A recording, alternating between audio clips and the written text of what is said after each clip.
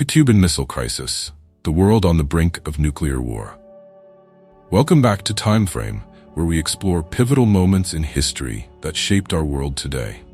In this episode, we dive deep into one of the most tense periods of the Cold War, the Cuban Missile Crisis. This event brought the world closer to nuclear war than ever before. So let's unravel the events that led to this critical moment in history and examine its lasting impact. In the early 1960s, the Cold War was in full swing. The United States and the Soviet Union were locked in a battle of ideologies, military might, and global influence.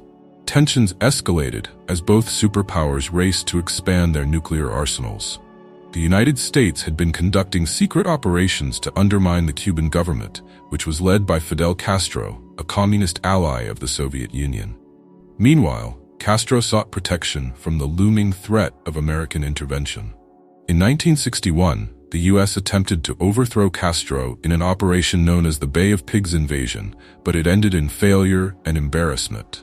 This event solidified Cuba's alignment with the Soviet Union, and it was not long before Soviet Premier Nikita Khrushchev saw an opportunity to shift the balance of power. He decided to place nuclear missiles in Cuba, just 90 miles from the U.S. coastline. This decision would lead to one of the most dangerous confrontations in history. In October 1962, American spy planes captured photographs of the missile sites under construction in Cuba. The U.S. government, led by President John F. Kennedy, faced a grave dilemma. How should they respond? A military strike could trigger a full-scale war with the Soviet Union, while doing nothing could embolden Khrushchev and encourage further aggression. After intense deliberation, Kennedy and his advisors decided on a naval blockade, which they called a quarantine. This would prevent further shipments of missiles to Cuba while allowing for a diplomatic solution. The world watched with bated breath as the US and the Soviet Union faced off. The stakes were incredibly high, and both sides were on edge. As the crisis unfolded, communications between the two superpowers became crucial.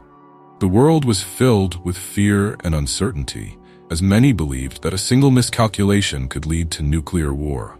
On one fateful day, American ships confronted Soviet vessels in the Caribbean. The tension was palpable. Would they back down, or would this lead to armed conflict? Amidst this standoff, a message was sent from Khrushchev to Kennedy, offering a potential resolution. The Soviet leader proposed to remove the missiles from Cuba in exchange for a U.S. promise not to invade the island and the withdrawal of American missiles from Turkey. After some negotiation, both leaders agreed to the terms, and the crisis began to de-escalate. When the news broke that the missiles were being dismantled, a wave of relief washed over the world. The Cuban Missile Crisis had ended, but its impact was profound. It highlighted the dangers of nuclear weapons and the importance of communication between world leaders. In the aftermath, both the U.S. and the Soviet Union took steps to establish better lines of communication to prevent future crises. The Cuban Missile Crisis served as a wake-up call for the world, showcasing the thin line between peace and destruction. It led to significant changes in foreign policy and defense strategies, ultimately paving the way for arms control agreements. The lessons learned during this critical period continue to resonate today, reminding us of the importance of diplomacy and understanding in international relations. Thank you for joining us on this journey through one of history's most intense moments. We hope you found this exploration of the Cuban Missile Crisis insightful. If you enjoyed this video, please give us a thumbs up and consider subscribing to Timeframe for more captivating stories from history. Until next time, stay curious.